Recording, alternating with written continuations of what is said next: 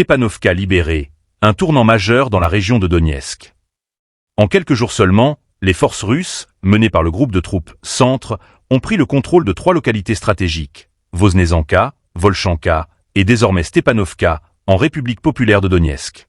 Ces avancées militaires marquent un jalon décisif dans la progression russe, alors que des affrontements intenses continuent de secouer l'est de l'Ukraine. N'oubliez pas de vous abonner et de partager pour suivre l'évolution de ce conflit. Selon les informations rapportées par le ministère russe de la Défense, cette offensive s'inscrit dans une stratégie visant à pénétrer en profondeur les défenses ukrainiennes.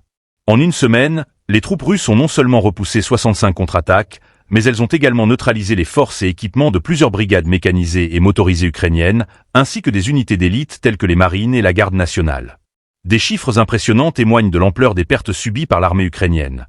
Plus de 3235 soldats, 5 chars, dont un léopard allemand, et une trentaine de pièces d'artillerie détruites. Cette série de victoires tactiques offre à la Russie un avantage stratégique majeur dans la région. Stepanovka, située à 3,5 km au nord-est de Kurakovo, pourrait servir de base pour une prochaine offensive vers cette localité clé.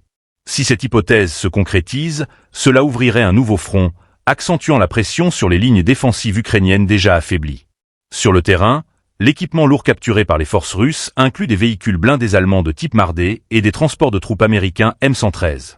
Ces pertes symboliques, en plus d'être opérationnelles, mettent en lumière la portée internationale de ce conflit, où les armes fournies par l'Occident deviennent autant de trophées exhibés par les forces russes.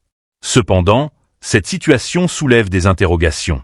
Les informations relayées, bien qu'émanant de sources officielles russes, manquent de corroboration indépendante. Le silence des autorités ukrainiennes sur ces pertes et mouvements stratégiques ajoute une couche d'incertitude, tandis que la guerre de l'information continue de jouer un rôle central dans ce conflit. Alors que la bataille pour le contrôle de la République populaire de Donetsk s'intensifie, les prochains jours pourraient révéler si cette avancée à Stepanovka est un tremplin pour de nouveaux succès territoriaux ou si elle marque simplement une accalmie dans un conflit marqué par des flux et reflux constants.